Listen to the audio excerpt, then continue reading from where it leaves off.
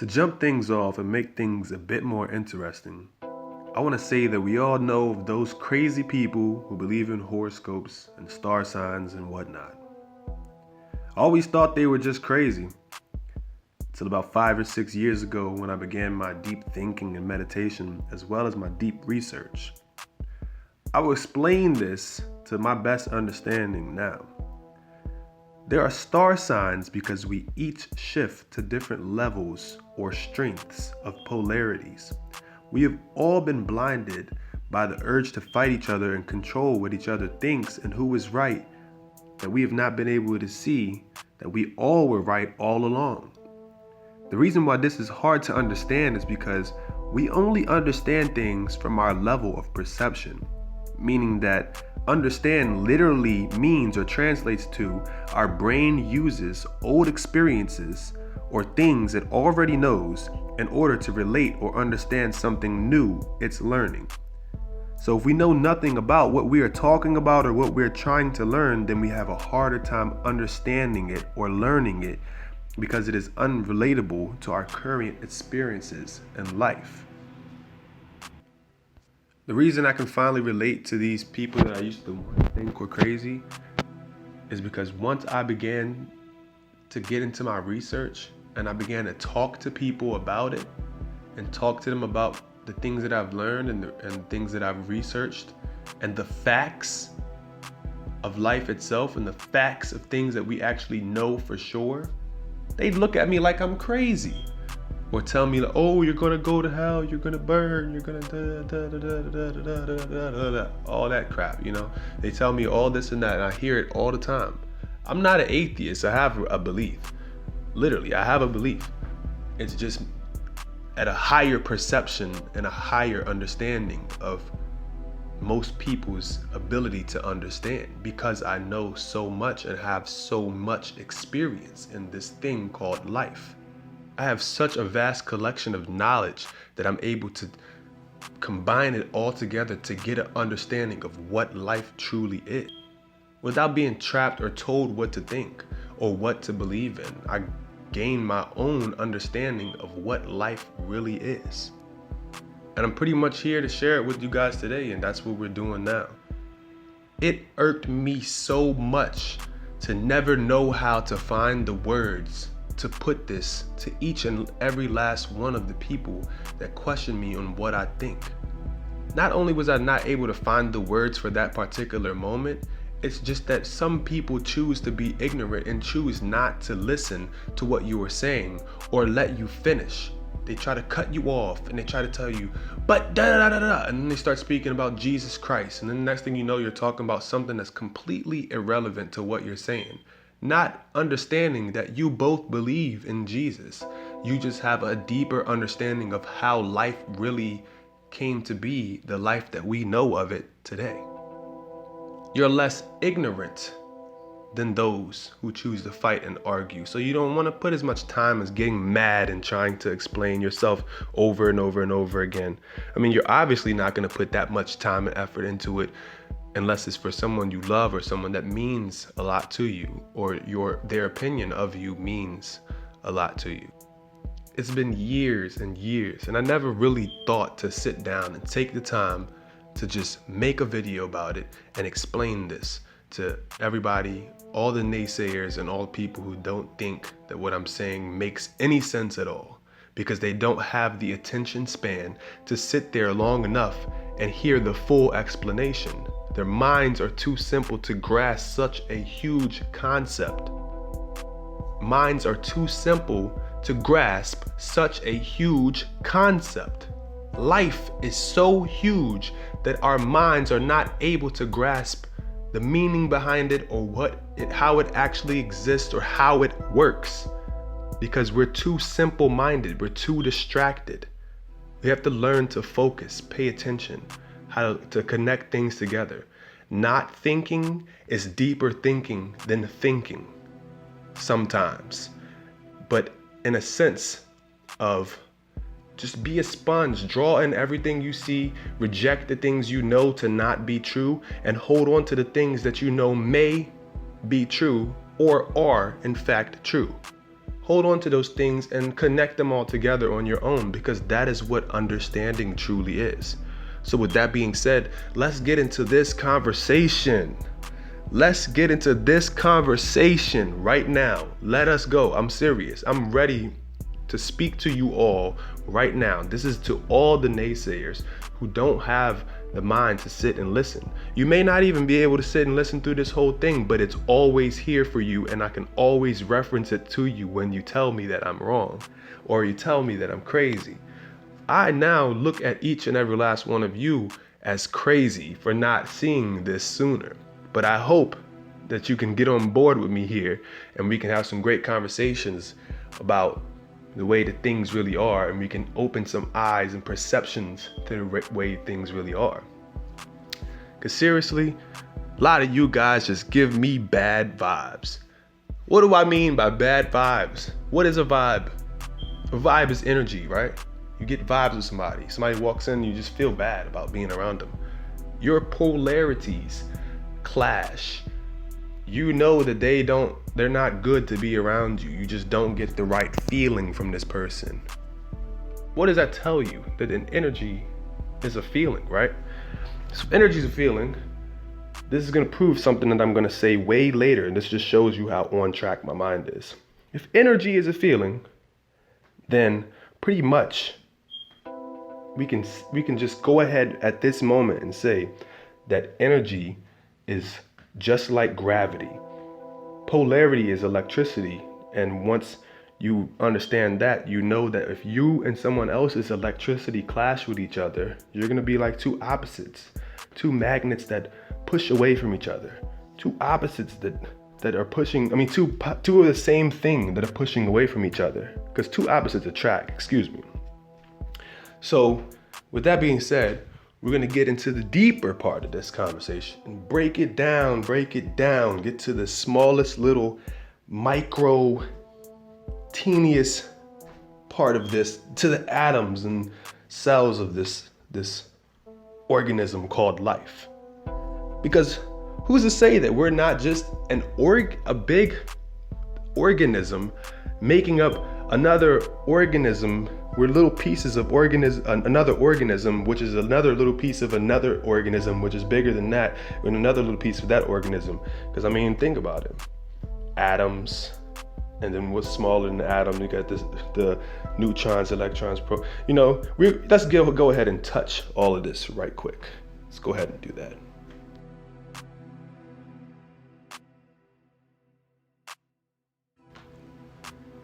Today I'm going to talk to you guys about my belief and my understanding of how the entire universe works, how we are able to exist in this universe, and how we are able to live,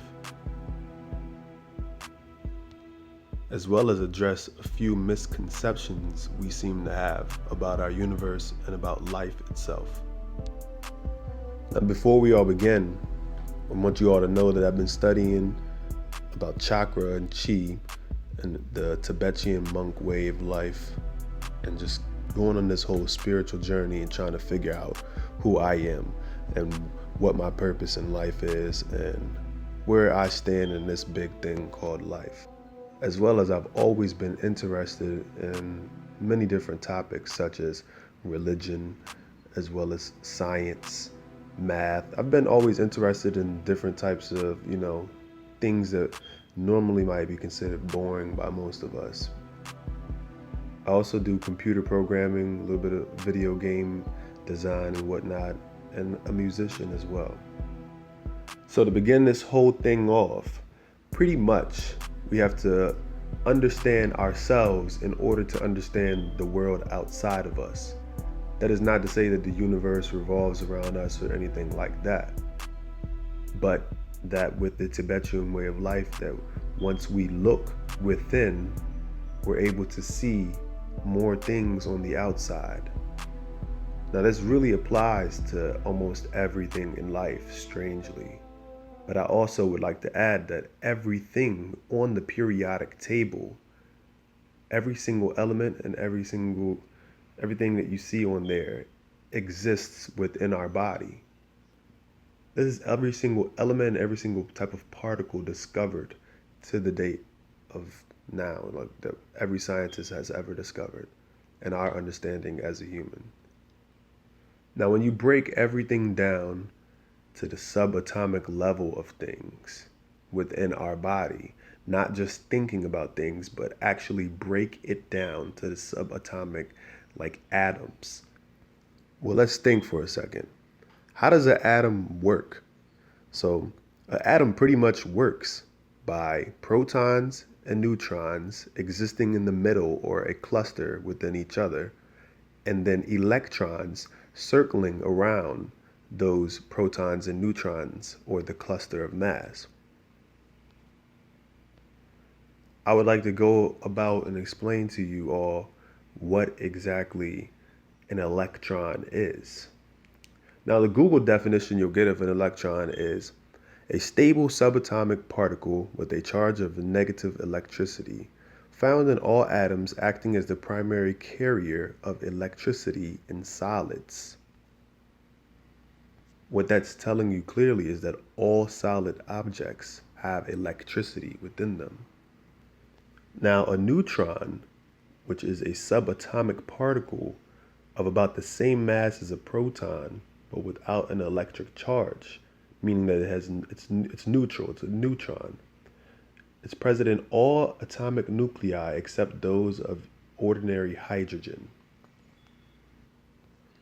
And a proton, which is a positive electric charge that's present in all atomic nuclei.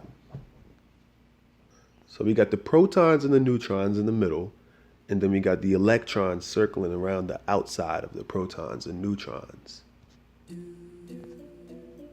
Now, that sounds like an orbit to me, like it's orbiting around in a specific pattern over and over and over again.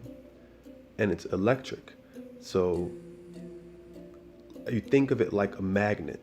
Think of the electrons like a magnet, or AKA a planet or star that is rotating around particles of mass, right? If you look, the bigger and bigger that you get from protons, neutrons, and electrons, from atoms, you get to cells and bigger things and bigger things. It just keeps getting bigger and bigger and bigger until eventually millions of those together make up one of us, a person, or an object within our lives. So, with that being said,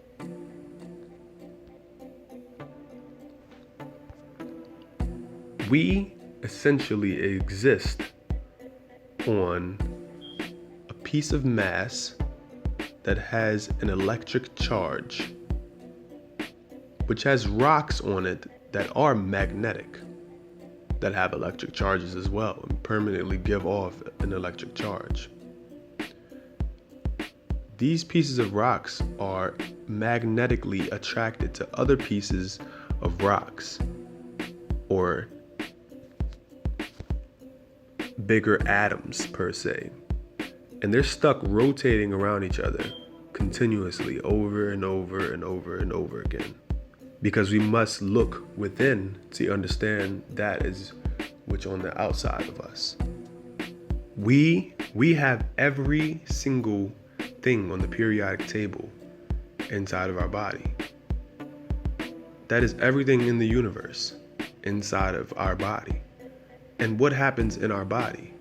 We have something called bioelectricity, which is electricity that pumps throughout our organs and causes us to live and allows us to live. That bioelectricity is nothing different than the magnet. It is the same energy as the magnet and continuously puts off energy infinitely, just as the earth.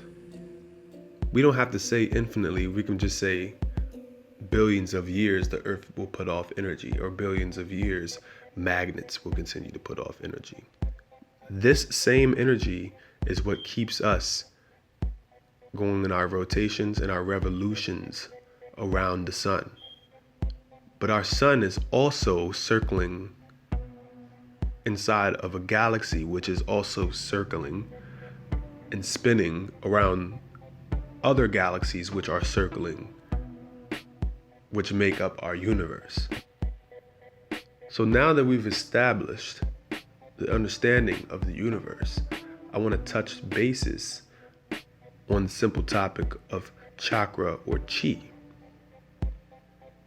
The Tibetan monks for years have been forever, that you can go back as far as you can see.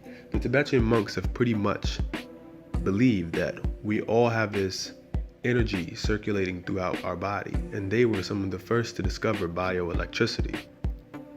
They were some of the first people to discover that the heart was an electrical organ. You didn't have to cut one open to tell.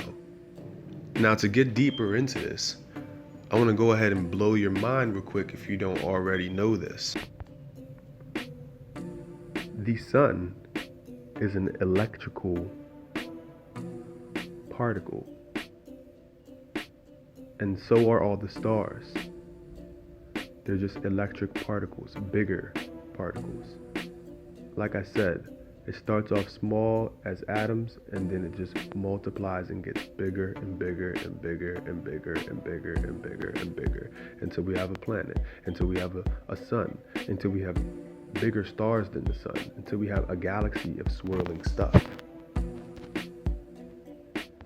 Now, to help back up what these claims I'm making, I want to go ahead and read an article to you guys that was published by scientists from NASA and the University College of London.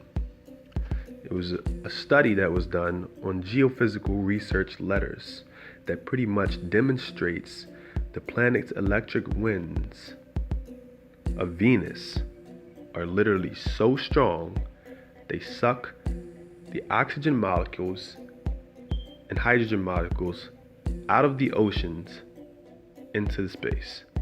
And when the sunlight hits them in space, they're broken down further and simply get carried away. So I'll go ahead and begin reading some of this article to you guys now. Since Venus is the most Earth-like of the planets in our solar system, anything that helps us better understand its atmospheric evolution is always of keen interest to scientists. According to UCL, every planet with an atmosphere is expected to have at least a weak electric field, but no one was really prepared for just how aggressive the powerful the electric winds of Venus were just revealed to be. We've been studying the electrons flowing away from Titan and Mars, as well as from Venus, and the ions they drag away to space to be lost forever, end quote, said co-author and electron spectrometer team leader from Professor Andrew Coates of the UCL MSSL in a press release. Quote, "We found that over 100 metric tons per year escapes from Venus by this mechanism, significant over the billions of years.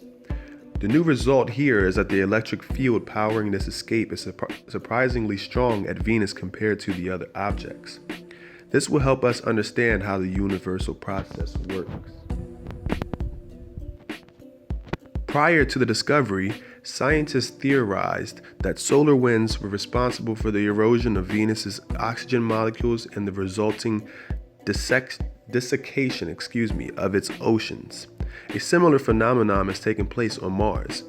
The electric fields are at least 5 times more powerful than anything that exists on Earth. Quote, "We don't really know why it is so much stronger at Venus than Earth," end quote, said Glenn Collison, previously at UCL Mullard Space Science Laboratory and now a scientist at NASA's Goddard Space Flight Center, in the UCL press release. Quote, "But we think it might have something to do with Venus being closer to the sun and the ultraviolet sunlight being twice as bright." Okay, guys, now let's think for a second. Why would Venus have a stronger electric field this close when it's this close to the sun? It's because the closer you get to the sun, the stronger the magnetism would be. And wouldn't that make sense? Now, the next thing that I want to say is that Venus may be of a different magnetic charge than we are compared to the sun. It may attract more or less, which is probably the reason why Earth does not have a strong electric magnetic charge as Venus. It's because we have a different electric charge than than Venus does. And we have a different electric charge than Mars does as well. So all of these planets might have had water on them at one point, but once that electric charge kicked in and we began circulating around the sun and making our revolutions around the sun, somewhere along the way the charge changed and caused all the water to evaporate. How would you be so sure that this is what happened?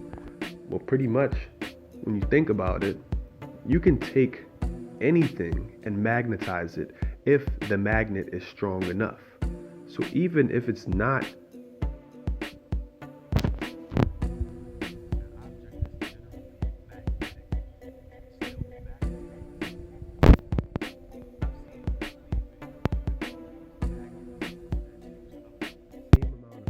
electricity that will be used to power a small city all at once, and any object that comes in contact or comes near that magnet becomes magnetized. I've seen scientists magnetize an apple. I've seen them magnetize spiders. I've seen them magnetize a turtle, and it will float perfectly fine and it'll attract just as a magnet would. Because you see, magnetism is simply gravity. Gravity is magnetism with a fancy name. Gravity flows through us all, and it even flows through the planets. This same gravity is also a form of chi. Chi energy. The same energy that is also known as chakra. It's been understood at many cultures in the East around the world.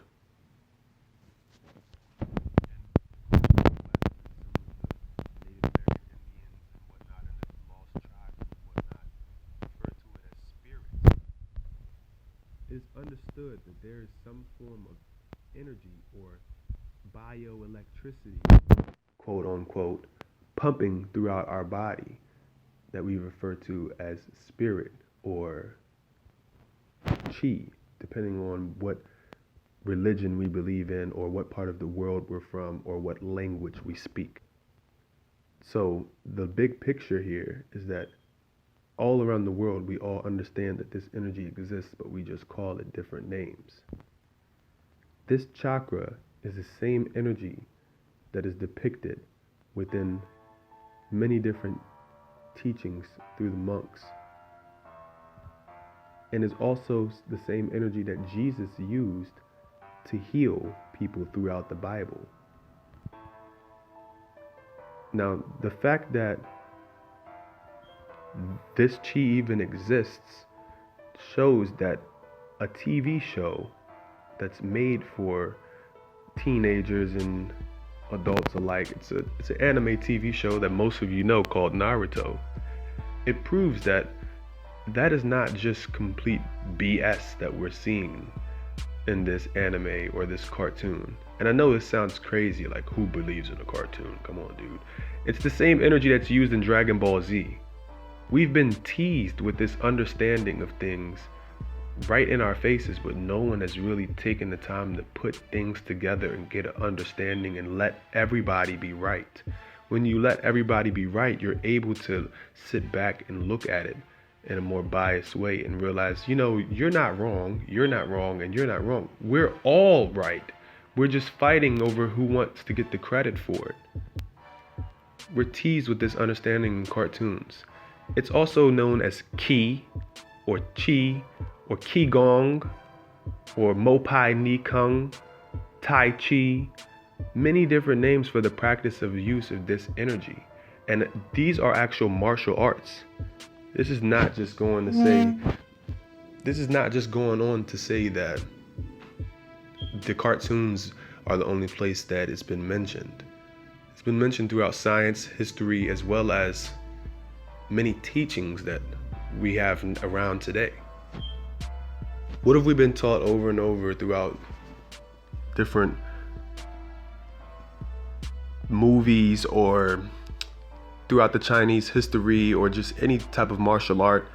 There's two types of energy, yin and yang, negative and positive. And then of course there's neutral energy as well. This is the same belief that we have in science with protons, neutrons, and electrons.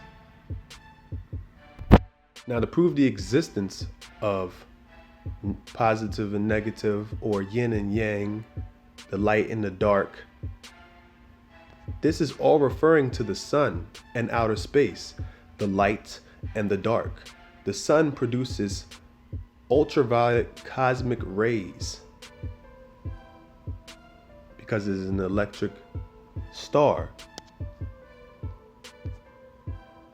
Now, these same ultraviolet cosmic rays are emitted from supernovas far out in this galaxy and others far away. And the proof of that comes from another article that was published on April 21st, 2016 by NASA and those who study there at NASA.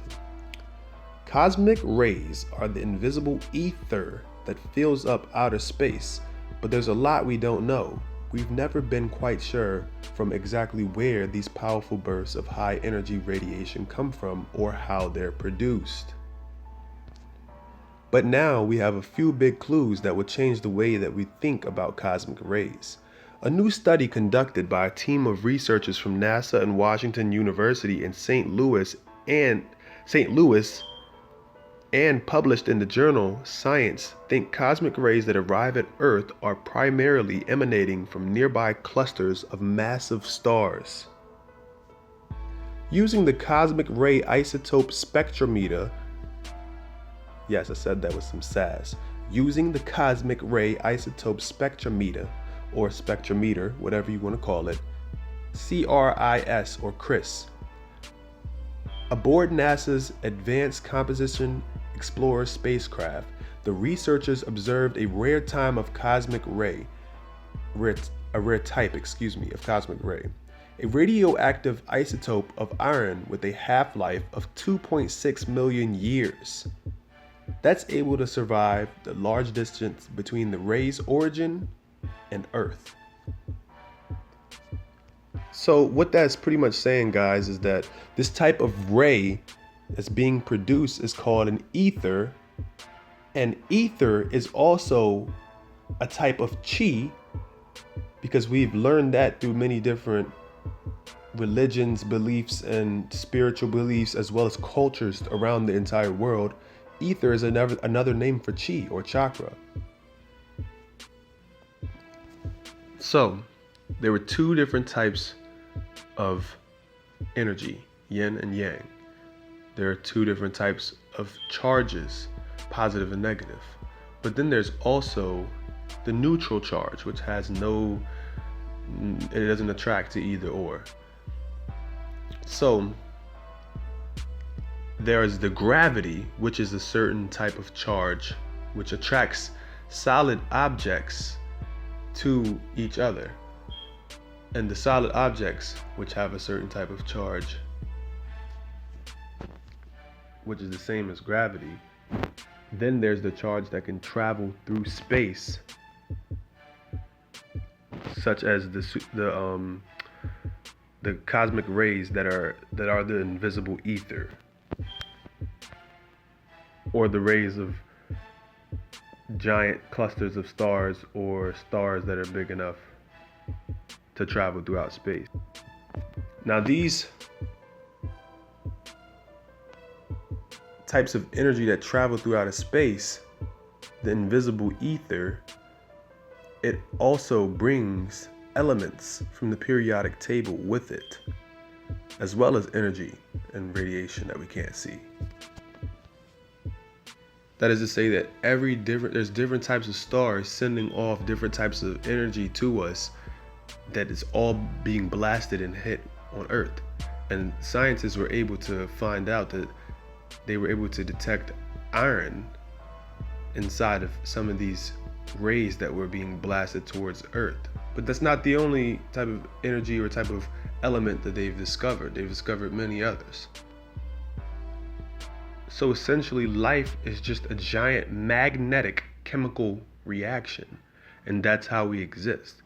Now, where does this come into play with the energy and the chakras, and how do they involve anything of what I'm saying? When you look at these cartoons or these different animations, such as Avatar, The Last Airbender, or Naruto, or Dragon Ball Z, they all have superpowers and they're able to control this invisible energy. As well as some of the people in the East believe that they can control this invisible energy. We can't see it to know that it exists, but we know that it exists because we are able to measure it. In Avatar, The Last Airbender, they're able to control every one of the different elements. Fire, earth, water, air. And if you noticed, in the Fire Nation, there were some people that were gifted with the ability to control electricity, which I believe was hinting at the tease that, hey, fire is not what you think it. Fire also can produce electricity, because heat is essentially just the atoms sped up. That is the protons and electrons and neutrons, the spinning of the electrons around the protons and neutrons sped up. When those electrons speed up and vibrate faster, it creates heat, which is how fire is produced. But once that continues and it goes past the level of just heat, and it starts to expand and create the lightning strike, or in our case, our sun. That is why I believe that we have a misconception that the sun is just a giant ball of fire, when it's not. It's actually producing loads of electricity. If we have every single thing in the entire universe existing within our bodies, who's to say that we're not able to light something on fire with our mind, such as John Chang did on video right in front of all of us, or Dynamo Jack, whichever you want to call him. Who's to say that we can't fly or do some of the things that you see monks do, lighting light bulbs with their mind or healing others? Who's to say that we can't do these things when we are yet to even fully understand life or the universe or how it works? If a star, which has the same particles and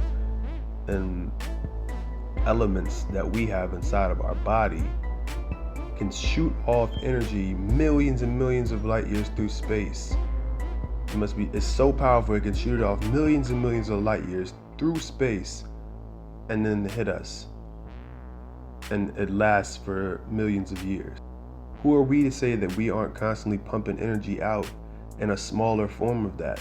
Maybe not as powerful as a star, because we're not as concentrated as that. But who's to say that we can't shoot this energy out from us, or control the air, or control water or electricity, or catch something on fire, or help heal someone by sending your bioelectricity through their bioelectricity and correcting their vibrations or waves? I'll promise you that any and everything that I'm saying is 100% accurate, and it's backed up by many different scientific areas, as not only scientific but religious areas. And I challenge you all to go ahead and research anything that I've told you, because I wouldn't lie to you. I'm telling you facts, factual information, and that's all you'll ever find on my channel is factual information.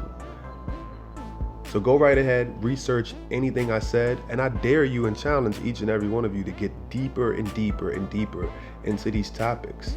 Go ahead and leave a comment below. Let me know what you think. Do you agree with some of the things I said, or do you have some things that you'd like to add?